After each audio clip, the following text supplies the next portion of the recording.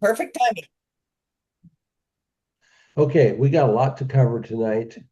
Um, we've been summarizing just quickly. We've been studying John chapter 10, which we just finished last time.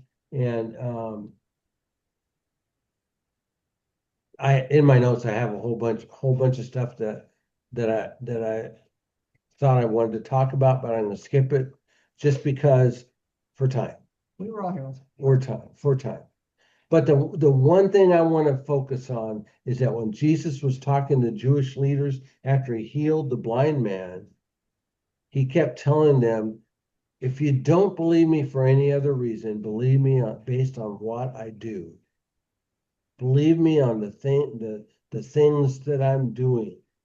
His miracles proved that he was God. And Jesus nails that coffin with the last nail in that coffin in John chapter 11 when he raises Lazarus from the dead. Amen. And so that's what we're going to study today.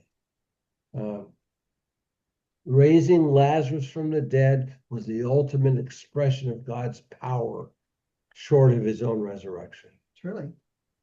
If people did not put their trust in Jesus after this, they never would, because it was the ultimate expression of his power. All right, let's get into it. First, I want to do a little bit of setting it up. Um, the first thing I want to mention is the timing of the miracle. In John 11:55, which we're not going to get to tonight, Jesus told us that, John told us that the Passover was near. So the raising of Lazarus occurred shortly before Jesus' crucifixion. And it was one of the triggering events that caused the Jewish leaders to seek Jesus' death in earnest. We'll talk more about that when we get into the aftermath of the miracle, which will be next week, this week. So who were Lazarus, Martha, and Mary?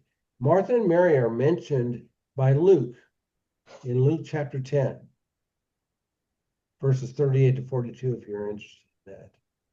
But Lazarus was not mentioned in Luke. Lazarus is only mentioned in in the I book got of them. John. Didn't have And there's only one enough other James. Lazarus. I don't have enough There's hands. there's only there's only one other Lazarus mentioned in the Bible, and that's the Lazarus of the rich man and Lazarus in the parable that Jesus told about the rich man and Lazarus. No other. I did a Bible search. Yeah, there's no other. And there is no other. So Lazarus and Martha and Mary lived in Bethany, which is a small village on the eastern slope of the Mount of Olives. It was about a 2 mile walk from Jerusalem. That was a Sabbath day's walk. They could go 2 miles on a Sabbath, according to the way the Jewish leaders had made all their rules. And Jesus often stayed there while he was working in Jerusalem. So he would go into Jerusalem and talk and do his thing, and then would come back and spend the night in Bethany with Lazarus, Martha, and Mary. In verse 2, John said that Mary was the one who anointed Jesus' feet and wiped them with her hair. Interesting thing is that this incident didn't happen until after Lazarus was resurrected, and it's recorded in chapter 12 of John. But John wrote that in verse 2 of chapter 11 just because it was history to him. It happened years before, and he was just telling a history story. So let's start. We're going to do a lot of Bible reading tonight. We're going to go from verse 1 through verse 44. So just get your reading ready. And JB, do you want to do any reading tonight, or you want me to skip you? Well, this is my King James version. It's the only large print I have, That's all right. but I'm gonna try. So Okay, I'll give you Sandra, hold the thing here, and I'll give you I the got my light. And okay. Well, Here's the magnifying. we're going to start with Gary Murphy tonight with verses 1 through 3. 1 through 3. for Gary He's, Yeah, Murphy. he's, Oh, I'll do I'm that sorry. one. Okay, now a certain man was ill, Lazarus of Bethany, the village of Mary and her sister Martha. It was Mary who anointed the Lord with ointment and wiped his feet with her hair, whose brother Lazarus was ill. So the sisters sent to him, saying, Lord, he whom you love is ill.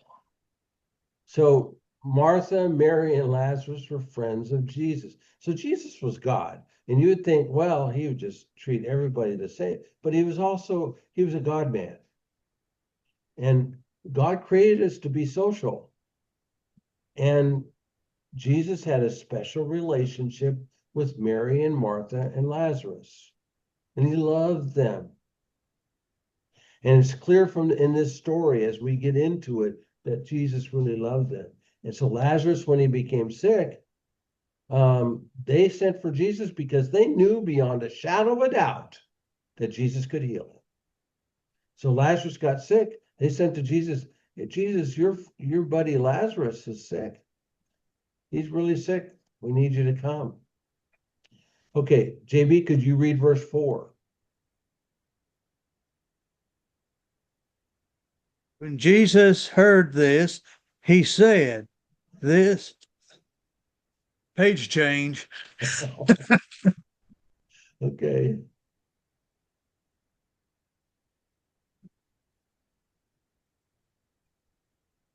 He's sickness is not unto death, but for the glory of God, that the Son of God may be glorified through it. there you go. That's an important verse. That's a really That is. important verse. Jesus' response to the urgent call shows his sovereignty and his knowledge of what was going to happen. He knew Lazarus was going to die. But he says, this illness does not lead to death. It did initially, but Jesus also knew he was going to raise him from the dead. That was all part of his plan. He knew what he was going to do. And so Jesus told his disciples that the illness does not need to lead to death. No, it doesn't lead to death. Well, led to death first, but then he raised him from the dead. He knew he was going to do that. And we'll talk about that more as we get into it. But this is the same thing that happened with the blind man. He came, he walks into Jerusalem and the disciples see the blind man. They say, well, who sinned, his mother or him, that was born blind? And Jesus said, no, nothing like that. It was for the glory of God. And here's Lazarus, he's ill, and Jesus knew he was going to physically die, but he said, this is happening for God's glory. And sometimes God is glorified through our pain. That's one of the things that I just took from this. God gets glory from our pain sometimes. He's not happy with it. We're going to see that. He's not happy. It doesn't give him a thrill to have us go through pain, but he knows it's for our good, so he allows us to do it. He sends us into it.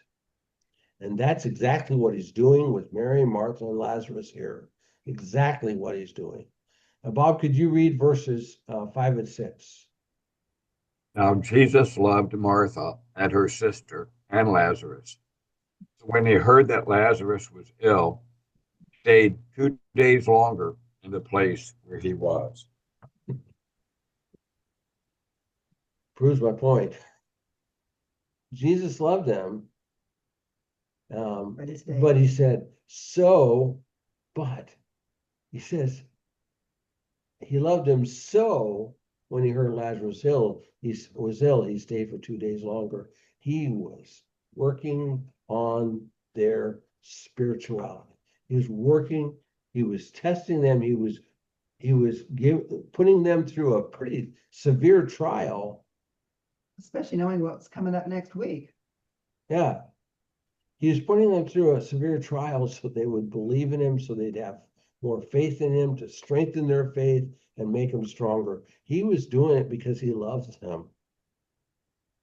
We do not grow in our relationship with Jesus without difficulties and testing.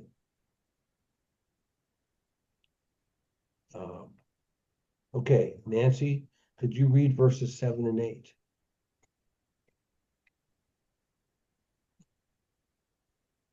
Then after this, he said to the disciples, "Let us go to Judea again."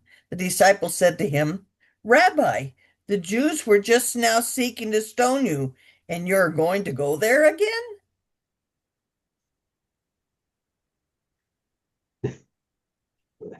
Not a good idea. No, the disciples just didn't understand. Well, of course not. And Jesus, yeah, they were afraid. Well, what happened when in John chapter 10, he's talking to him and he says, I and the Father are one, and they picked up stones to stone him. That's what the disciples remembered, but they didn't realize what was happening with Lazarus. And we get that in verses 9 and 10. No way of knowing, yeah. Well, 9 and 10 are a little bit more difficult. We'll talk about that. Barbara, could you read verses 9 and 10? Sure, give me the difficult ones.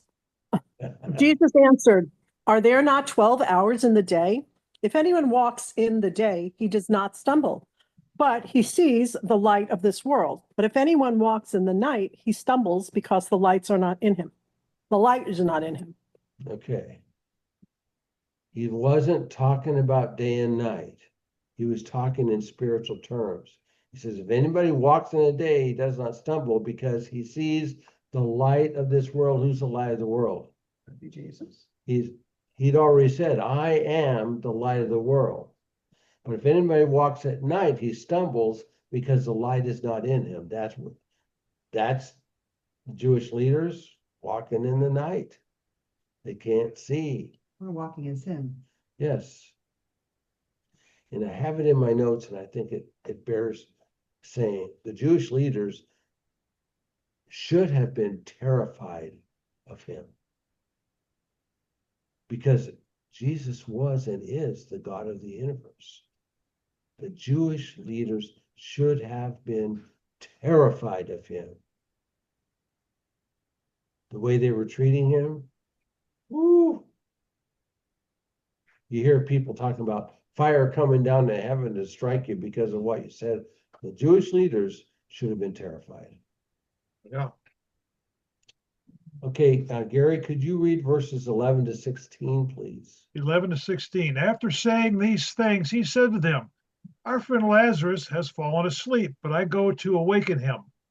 The disciples said to him, "Lord, if he has fallen asleep, he will recover." Now Jesus had spoken of his death, but they thought he meant taking rest and sleep. Then Jesus told them plainly, "Lazarus has died, and for your sake I am glad that I was not there so that you may believe, but let us go to him." So Thomas, called the twin, said to his fellow disciples, "Let us also go that we may die with him." So it's interesting how Jesus viewed death. He said,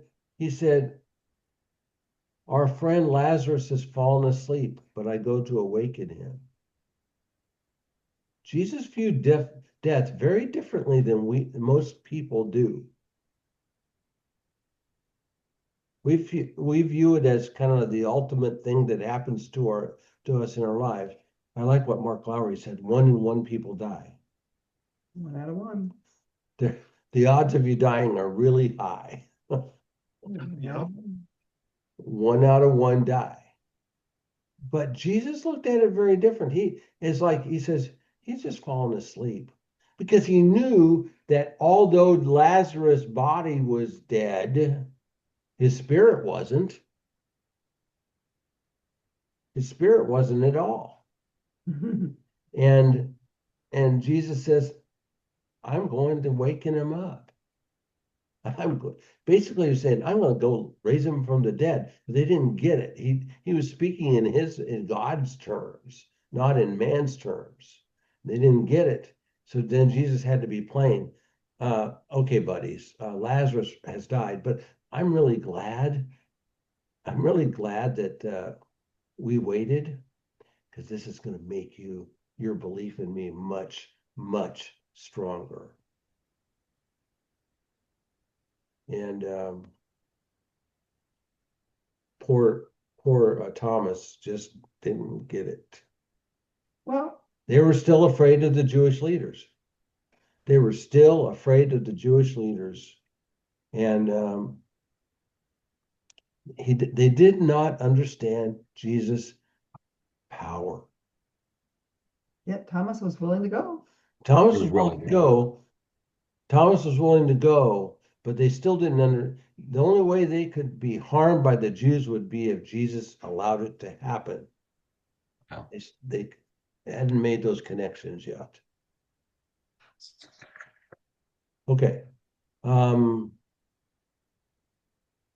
turn is it? JB, can you read verses 17 to 19? Into 19, 17. 17. Okay. Yeah.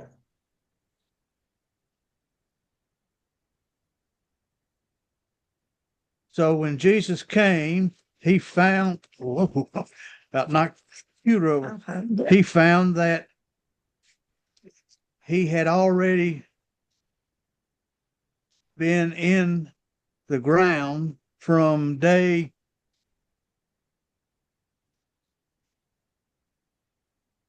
4 days. Now Bethany was near Jerusalem, about 2 miles away, and many of the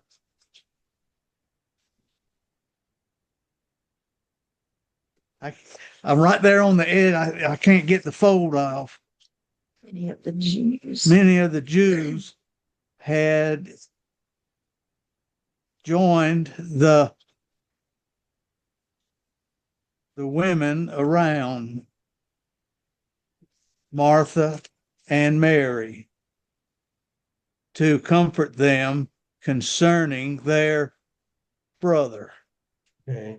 When Jesus arrived in Bethany, Lazarus had been in the grave 4 days. He might have been dead for a total of 5 days, because chances are they wouldn't get him in the ground the day that he died. They tried to. They tried to. And so if he had been in the tomb 4 days, it could have been like 4.5 days, closer to 5 days. That long of a human body, Stinky. it's going to be a lot of decay. A lot of decay. All the organs will have turned into mush. Everything will have just been, ugh. Yeah. Okay. Yeah, There could I be no always, doubt. There could be no doubt about his death. I mean, Yeah. well, I had always believed that it was the same amount of time that Jesus was, but then later, as we studied, he was dead longer. But it says 2 days. He waited 2 days. But it took one day to get up there and another day to get back down with the message. it had to do, yeah, it had to, he got the message. It'd probably been a day to get it to him. He stayed 2 days and it took him another day to get down there. So at least 2 days. Yeah. So Bob, could you read verses 20 to 27? yes. So when Martha heard that Jesus was coming, she went down and met him, but Mary remained seated in the house. Martha said to Jesus, Lord, if you had been here, my brother would not have died. But even now, I know that whatever you ask from God, God will give you. Jesus said to her, Your brother will rise again. Martha said to him, I know that he will rise again in the resurrection on the last day. Jesus said to her, I am the resurrection and the life. Whoever believes in me, though he die, yet shall he live. And everyone who lives and believes in me shall never die. Do you believe this? She said to him, Yes, Lord, I believe that you are the Christ, the Son of God, was coming into the world. Amen. And when she says the Christ, she's saying Messiah, because Christ is the Greek word for Messiah. She's got the strong statement of faith so far. Yeah. She really believed that Jesus could, but she wasn't thinking past him healing Lazarus while he was alive. She hadn't taken the step to think that Jesus could raise him from the dead after being dead that long. She's waiting for the resurrection. She was waiting for the rest. She knew that he would rise in the resurrection at the last days. Talking about faith, she had a lot of faith. It shows that she had a lot of faith. And verses 25 and 26 are verses that hopefully we all have memorized. I am the resurrection and life. Another one of Jesus I am's. This is an important one. I am the resurrection and the life. We will be resurrected because of our relationship to Jesus Christ. We will have life because of our relationship to Jesus Christ. And he says, whoever believes in me shall, though he die, yet he shall live. Means that our physical bodies, when our physical bodies die, we're going to keep living. Now, in the sequence of things, now she said that before Peter, when Jesus asked Peter, who do people say that I am, or the others, and Peter responded correctly. Now, she said this about him being the Christ before Peter did. Is that right? In the sequence of things? No, I don't think so. Oh, was Peter first and then this? Yeah, okay. This is very late. This is very okay. Like a week before the crucifixion. This is right before the triumphal entry. Oh, okay. Okay. Which we'll talk about. But they were not necessarily with Jesus and Peter when Peter said that. Yeah. So yeah. Mm-hmm. Yeah, because I would have just found it interesting that she being a she, that would have identified that first, would have figured that out. But I guess Peter was the one who, okay. Yep, well, and she had it figured out. Yeah. She did. She had a lot of faith. Yeah, she got it right. She got it right. And without a bunch of prompting like Peter. One of the strongest things of faith that you're going to find in the Bible is what she said. Mm-hmm. Oh yeah. Wow. Okay, let's go on. Nancy, could you read verses 28 to 37? Now we're getting into it. When she had said this, she went and called her sister Mary, saying in private, "The teacher is here and is calling for you." And when she heard it, she rose quickly and went to him. Now Jesus had not yet come into the village, but was still in the place where Martha had met him. When the Jews who were with her in the house, consoling her, saw Mary rise quickly and go out, they followed her, supposing that she was going to the tomb to weep there. Now when Mary came to where Jesus was and saw him, she fell at his feet, saying to him, "Lord, if you had been here, my brother would not have died." When Jesus saw her weeping, and the Jews who had come with her also weeping, he was deeply moved in his spirit and greatly troubled. And he said, "Where have you laid him?" And they said to him, "Lord, come and see." Jesus wept. Mm-hmm. So the Jews said, "See how he loved him?" But some of them said, "Could not he who opened the eyes of the blind also have kept him from dying?"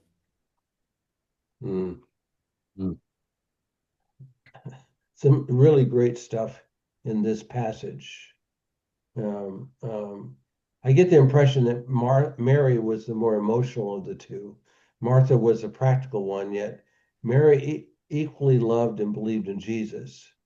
And so she came out and she was emotionally a wreck for the loss of her brother.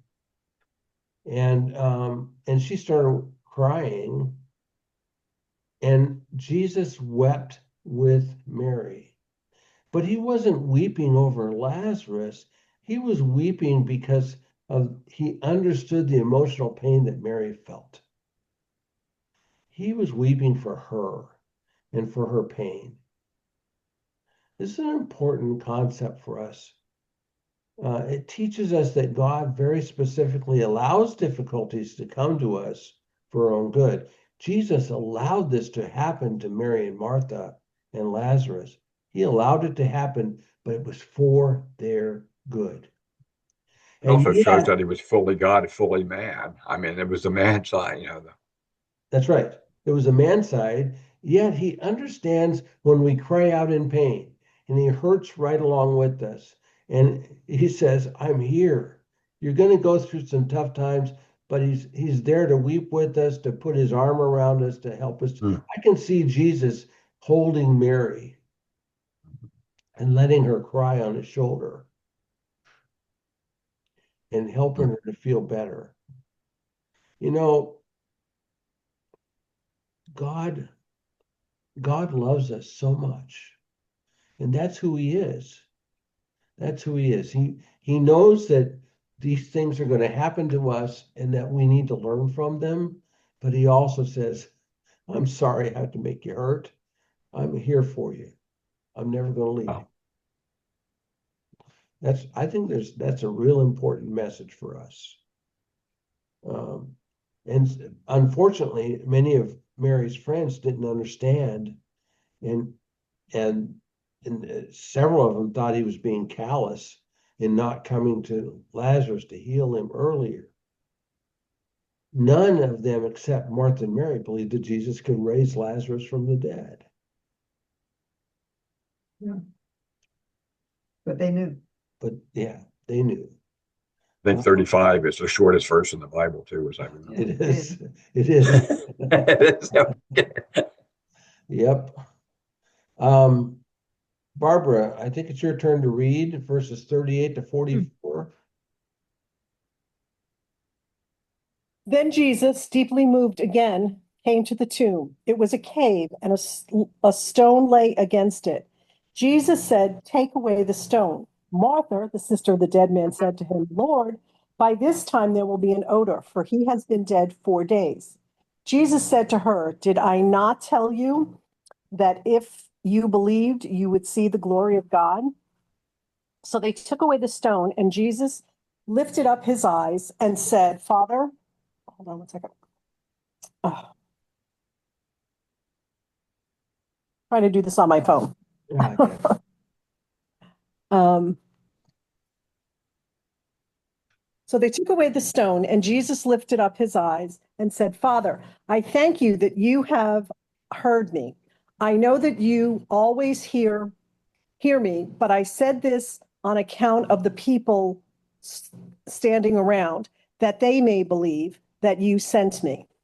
When he had said these things, he cried out with a loud voice, Lazarus, come out. The man who had died came out. His hands and feet were bound with linen strips, and his face wrapped with a cloth. Jesus said to them, Unbind him and let him go. I wish I'd been a fly on the wall that day. I would love to have seen this.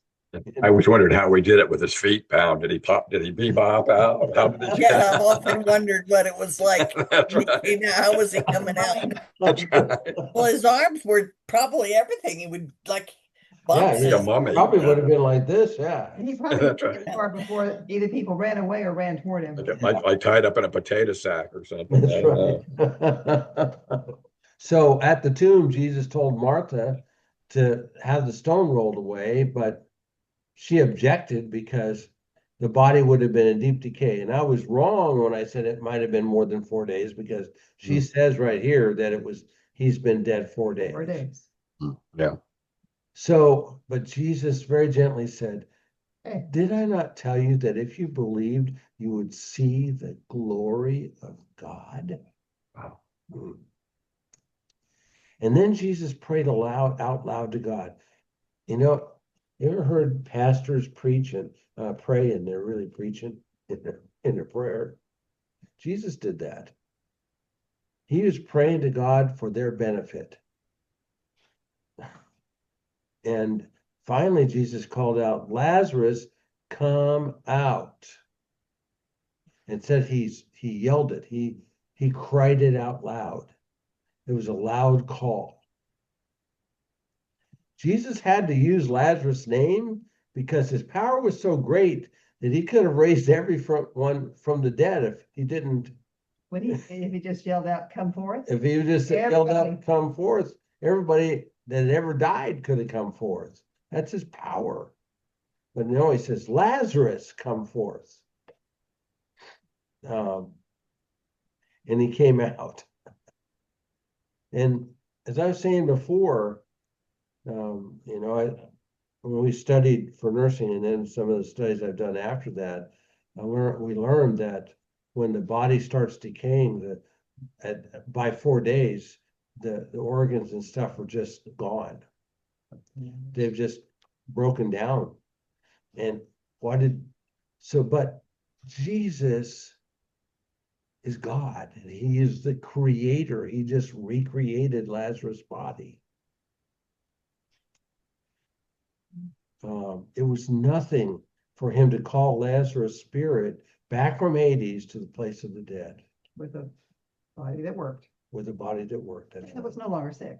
Yeah, and he was well. Hmm. Have you ever heard Carmen. Carmen's passed away since, but he did a song about Lazarus, and it is really good.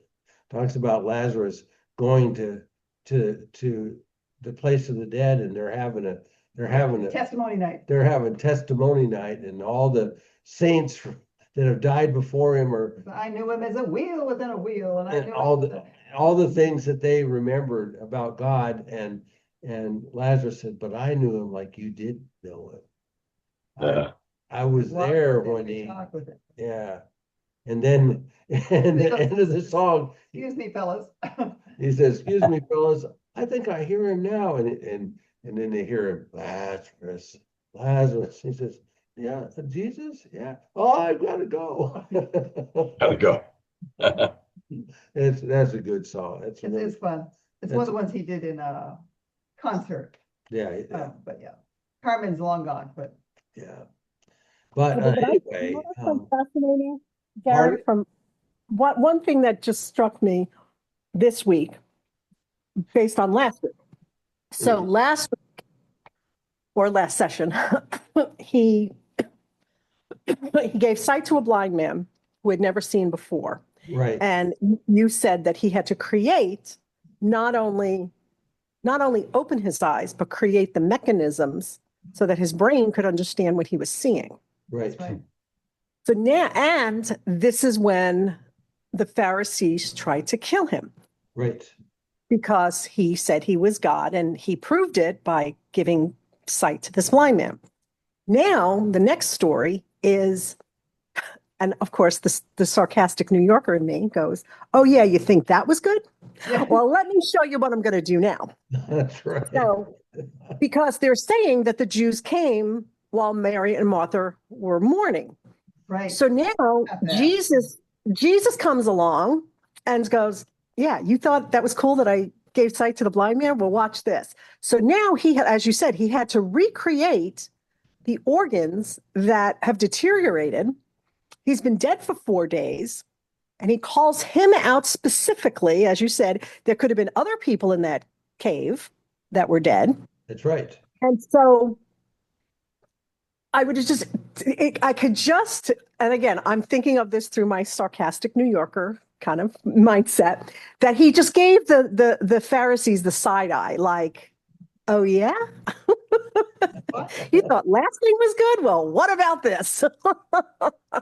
You know what I'm saying? Yeah, It's and then just a week like, later, they killed him. Now watch this. yes, yeah. So Yeah. it's like he's just proving them wrong over and over and over again, yet they still don't get it. That's right. Well, remember when we were talking about last time that he kept saying, "If you don't believe anything else, believe what I do." Dude, right, And then right, the raising of Lazarus is the ultimate "I do." right.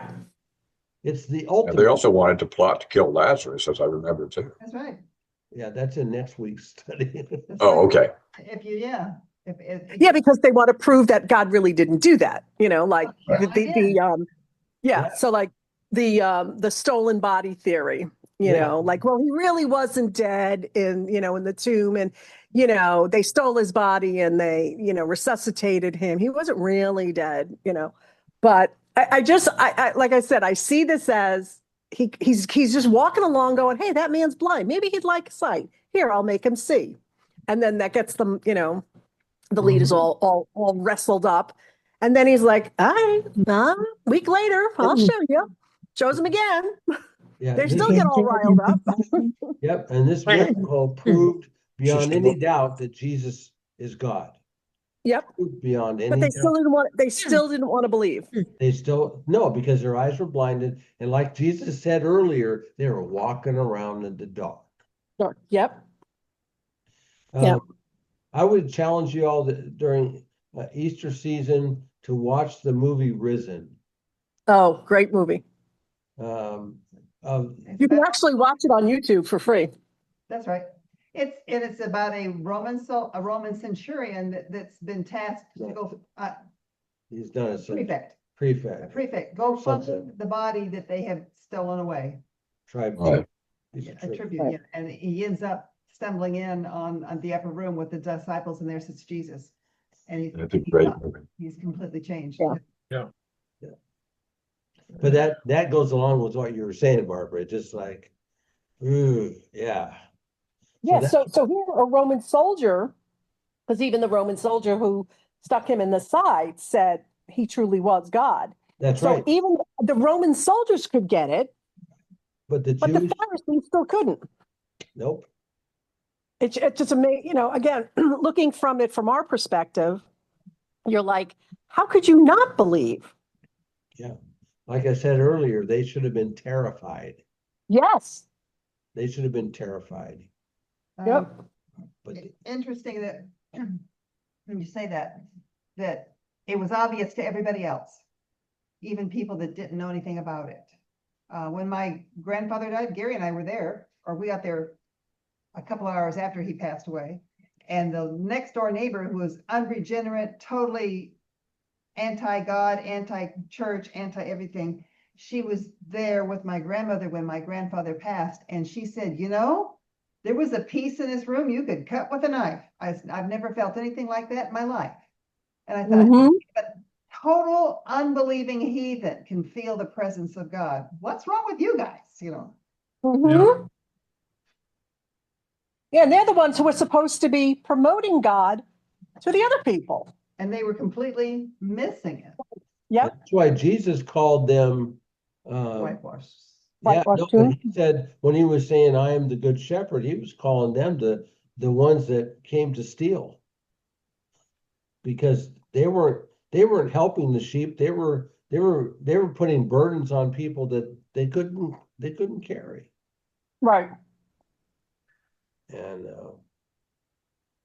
yeah, there's a lot. We could talk about this forever. This is a great story. It's almost like, wow, this is one of the climaxes in the book of John.